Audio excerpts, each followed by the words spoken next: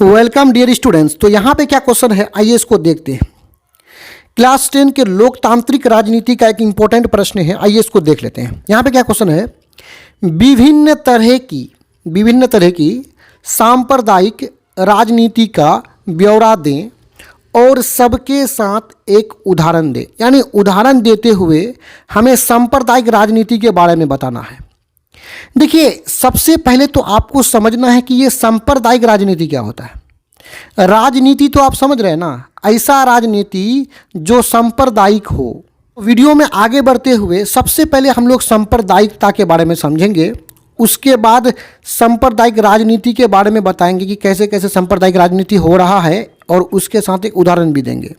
तो आइए उत्तर में यहाँ पे समझते। देखिए, जब हम इस बात को मानने लगते हैं कि धर्म ही समुदाय का निर्माण करती है, यानी जब हम ये मान लेते हैं कि धर्म ही समुदाय का निर्माण करती है, धर्म है तो सब कुछ है। समुदाय का मतलब होता है गांव, मोहल्ला, बस्ती, यानी हमारे आसपास जो भी गांव मोहल्ला है उसका निर्माण धर्म ही करता है। यानी धर्म को हम सबसे बड़ा समझते हैं, अपना जो धर्म है उसको सबसे बड़ा समझते हैं और दूसरे के धर्म को हम कम आंकते हैं, उसका बुराई करते हैं, तो उसी को सांप्रदायिकता बोलते हैं। और आगे कहा गया है कि तो सांप्रदायिक राजनीति जन्म लेने लगती है। यानी धर्म को जब हम सबसे बड़ा समझते हैं, अपने धर्म को सबसे बड़ा समझते हैं, तो उसी स्थिति में सांप्रदायिक राजनीति जन्म होने लगता, पैदा होने लगता है।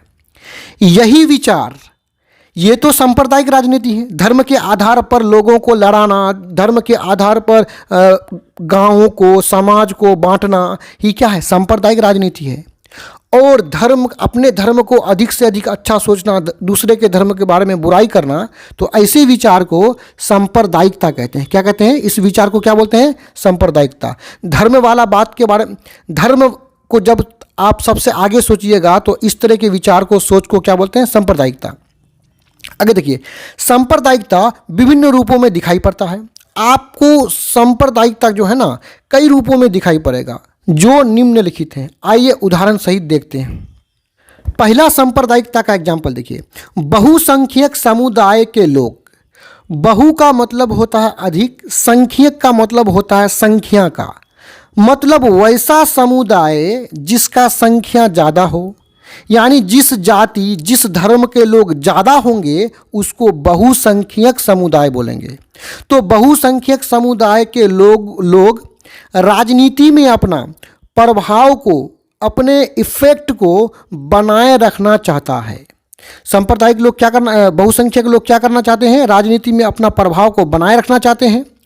अपने प्रभाव को बनाए रखने के लिए, और अपने प्रभाव को बनाए रखने के लिए विभिन्न नियमों को बहुसंख्यक द्वारा अल्पसंख्यक समुदाय के लोगों पर थोप दी जाती है। किस पर थोप दी जाती है, अल्पसंख्यक समुदाय पर थोप दी जाती है। किसके द्वारा, बहुसंख्यक के द्वारा। अल्प मतलब होता है थोड़ा, कम, संख्यक का मतलब वही संख्या का। तो जिस समुदाय का संख्या कम हो, जिस समुदाय में लोगों की संख्या कम हो, उसको बोलते हैं अल्पसंख्यक। तो अल्पसंख्यक लोग कमजोर होंगे ना, क्योंकि इसकी संख्या कम है। तो अल्पसंख्यक पर जो है ना विभिन्न नियम थोपे जाते हैं, किसके द्वारा, बहुसंख्यक द्वारा। इसलिए क्योंकि बहुसंख्यक लोग अधिक होते हैं। तो जब बहुसंख्यक द्वारा अल्पसंख्यक लोगों पर विभिन्न नियम को थोपा जाता है तो सांप्रदायिक की राजनीति उत्पन्न होने लगता है। तो यहाँ पे सोच उभरने लगता है कि वो अलग धर्म का है, हम अलग धर्म का है, हम पर जुल्म हो रहा है। आगे देखिए, इसका उदाहरण देखिए। उदाहरण के लिए 1956 ईस्वी में श्रीलंका के सिंहली समुदाय द्वारा सिंहली भाषा को एकमात्र राजभाषा का मतलब होता है कि पूरे श्रीलंका का भाषा वही होगा, क्या होगा, सिंहली भाषा होगा, के रूप में घोषणा करना। यानी देखिए, श्रीलंका में ज़्यादातर लोग जो है ना सिंहली भाषा को बोलते हैं, ज़्यादातर लोग। और कुछ लोग जो अन्य भाषा को बोलते थे उस पर भी सिंहली भाषा को थोप दिया गया। मान के चलिए हम लोगों को भी ज़बरदस्ती कोई ऐसा भाषा बोलवाए जिसको हम जानते नहीं हैं, तो इससे क्या होगा, सांप्रदायिकता का भावना आएगा कि नहीं आएगा। तो ये श्रीलंका में हुआ। सिंहली भाषा को राजभाषा, पूरे देश का भाषा घोषित करने पर वहाँ भी सांप्रदायिकता उत्पन्न हुआ। आगे देख 2 नंबर में देखिए, धर्म के आधार पर राजनीति गोलबंदी, यानी धर्म के आधार पर हम राजनीति में गोलबंदी कर लेते हैं। बोलते हैं कि हम अलग धर्म का हैं, हम ये हैं वो हैं, धर्म के आधार पर लोगों को बांट देते हैं, गोलबंदी कर लेते हैं। इसके लिए धर्म गुरुओं, अब गोलबंदी करने के लिए क्या, धर्म गुरुओं, जैसे इस्लाम की बात करें तो इसमें मौलाना वगैरह होते हैं, और हिंदू धर्म में जो है आपके पंडित वगैरह होते हैं, चर्च वगैरह में पादरी वगैरह होते हैं। तो ये इनको धर्म गुरुओं पवित्र किताब प्रतीकों, यानी जिस जिस धर्म का जो पवित्र प्रतीक है, चिन्ह है आदि का सहायता लिया जाता है। यानी ये धर्म के आधार पर गोलबंदी के लिए हम धर्म गुरुओं का, पवित्र प्रतीकों का जो है ना क्या लेते हैं, सहायता लेते हैं। उदाहरण के लिए निर्वाचन के समय, यानी इलेक्शन के समय, वोट के समय राजनेताओं द्वारा मंदिरों, यानी हिंदुओं का वोट लेने के लिए मंदिरों में, मुस्लिमों का वोट लेने के लिए मस्जिदों आदि में जाना, यानी मंदिर मस्जिद में जाते हैं क्या करने के लिए, वोट को पाने के लिए। अब अगला पॉइंट में चलते हैं।